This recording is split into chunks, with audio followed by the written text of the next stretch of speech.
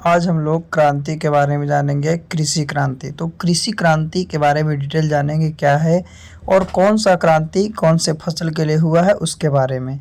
तो कृषि क्रांति है क्या? तो कृषि का अपने प्रारंभिक मूल रूप से उठकर कृषि जो है अपने प्रारंभिक मूल रूप से उठकर आधुनिक रूप को प्राप्त करना कृषि क्रांति कहलाता है। यानी कि अपने मूल रूप है उससे उठेगा और आधुनिक रूप जिस तरह से जो माहौल है उसके अनुकूल वो क्या होगा, अपना रूप प्रदान करेगा। उसी को हम लोग क्या कहते हैं? कृषि क्रांति कहते हैं। कृषि क्रांति में कृषि संबंधित नवीन खोज, आविष्कार, अनुसंधान, प्रौद्योगिकी आदि को प्राथमिकता दी जाती है तथा इसमें फसल उत्पादन में अभूतपूर्व वृद्धि देखी जाती है। यानी पहले का जो उत्पादन होता है उसके और जो वर्तमान का उत्पादन होता है उसमें वृद्धि देखी जाती है। तो हरित क्रांति, श्वेत क्रांति, नीली क्रांति इसके बहुत से उदाहरण है। यानी कि कृषि क्रांति कहने का मतलब है कि जो पहले कृषि हो रहा था वो और वर्तमान में जो कृषि हो रहा है वो दोनों में अंतर होता है। वर्तमान वाले कृषि जो है क्या पहले से ज़्यादा होते हैं, है ना। तो इस प्रकार की क्रांति को हम लोग क्या कहते हैं? कृषि क्रांति के नाम से जानते हैं। जैसे देखिए फिगर दिखा रहे हैं, आगे हम लोग चलते हैं। तो हरित क्रांति जो है आपका कृषि क्रांति से ही संबंधित है। तो भारत में हरित क्रांति गेहूं और चावल उत्पादन के संबंध में हुई थी, जिसकी शुरुआत 1966 से 67 के बीच मानी जाती है। भारत में हरित क्रांति के जनक एस स्वामीनाथन थे। क्या थे? M S Swaminathan. M S Swaminathan Kerala के एक कृषि वैज्ञानिक थे। कहाँ के? केरल के एक कृषि वैज्ञानिक थे और हरित क्रांति के तहत उपज देने वाली किस्में, बीजों का उपयोग, आधुनिक उपकरणों का इस्तेमाल, सिंचाई की व्यवस्था, कृत्रिम खादों एवं कीटनाशकों के प्रयोग आदि से गेहूं और चावल के उत्पादन में क्या लाई थी? वृद्धि लाई थी। यह था हरित क्रांति। चलिए आगे हम लोग जानते हैं इसके बारे में।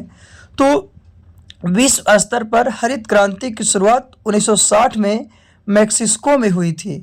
वैश्विक स्तर पर डॉक्टर नॉर्मन कॉन बोरलॉग को हरित क्रांति का जनक माना जाता है। वैश्विक स्तर, विश्व स्तर पर, वैश्विक स्तर पर भी चावल के उत्पादन में हरित क्रांति के बाद अभूतपूर्व वृद्धि दर्ज की गई थी। यानी कि जब हरित क्रांति हुई थी उसके बाद बहुत ज़्यादा वृद्धि देखा गया था।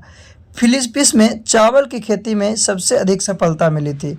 अंतर्राष्ट्रीय चावल अनुसंधान केंद्र मनीला फिलीपींस में स्थित है। कहाँ? अंतर्राष्ट्रीय चावल अनुसंधान केंद्र जो है मनीला फिलीपींस में स्थित है। आगे हम लोग जानते हैं श्वेत क्रांति। तो दूध के उत्पादन को बढ़ाने के कार्यक्रम को श्वेत क्रांति कहा जाता है। दूध के उत्पादन को बढ़ाने के कार्यक्रम को श्वेत क्रांति कहा जाता है।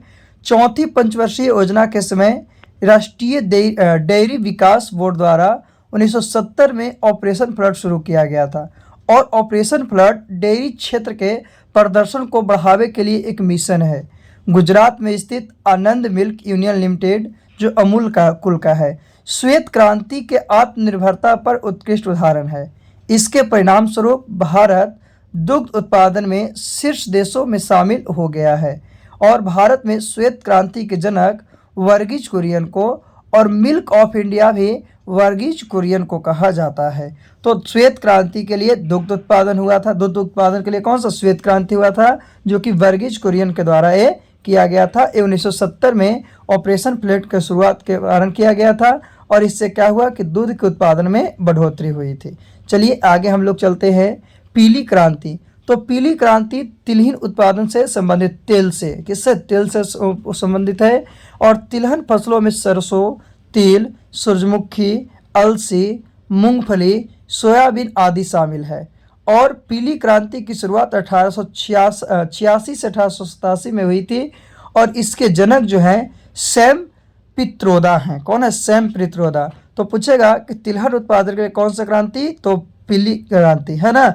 86 से 67 में। आगे नीली क्रांति। तो भारत में नीली क्रांति की शुरुआत 1985 से 90 के बीच हुई थी और नीली क्रांति का संबंध मत्स्य उत्पादन से, यानी मत्स्य उत्पादन जो है नीली क्रांति से संबंधित है।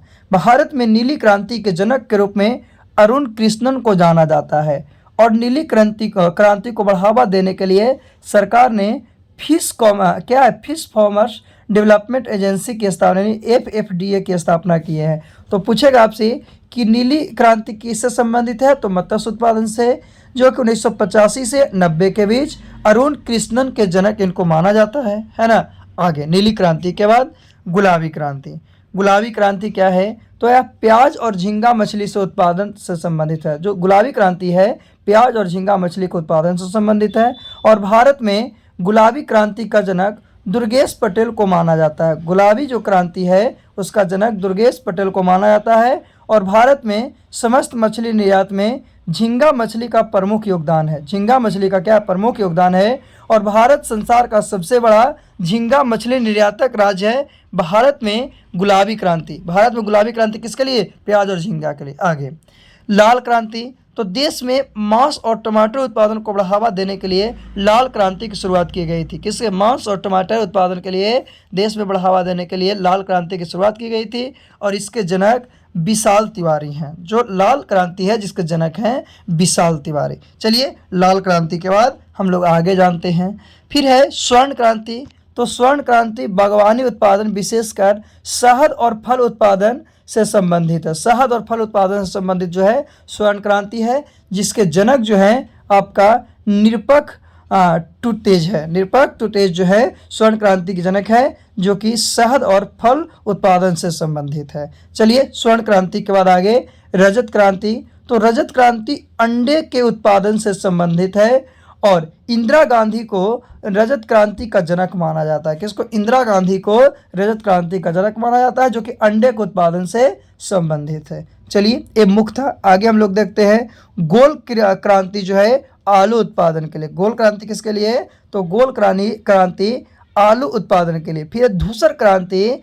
तो धूसर क्रांति जो है वो आपका है उर्वरक के लिए। किसके लिए? उर्वरक के लिए, खाद के लिए। कौन सा? धूसर क्रांति।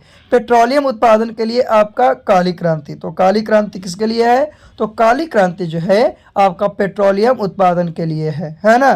फिर है इंद्रधनुषीय क्रांति, जिसको रेनबो रिवोल्यूशन कहा जाता है। इस सभी क्रांतियों के विकास के लिए, जितने भी क्रांति है और उस सभी क्रांति के विकास के लिए जो क्रांति हुई उस क्रांति को हम लोग क्या कहें? इंद्रधनुषीय क्रांति कहें। तो ये आपका क्रांति जो था किसके लिए? कृषि के लिए। और कृषि से संबंधित आपका जितने भी चीज़ थे वो सब क्रांति के बारे में भी हम लोग जान चुके हैं, है ना। तो ये था आज का टॉपिक। फिर से हम लोग कोई ना कोई वीडियो के माध्यम से अगले वीडियो में मिलते हैं। चलिए आज के लिए इतना ही काफ़ी है ना। तो आप लोग क्या है कि क्रांति के बारे में बता दिया गया। और इतना क्रांति से आपको हर एग्जाम में क्वेश्चन पूछता है, चाहे कुछ का भी एग्जाम हो, हर एग्जाम में आपको क्रांति से रिलेटिव पूछता है। श्वेत क्रांति, हरित क्रांति, पीली क्रांति, लाल क्रांति, ये सब का बताया गया। नीली क्रांति, है ना। तो ये सब के बारे में। चलिए आज के लिए इतना ही।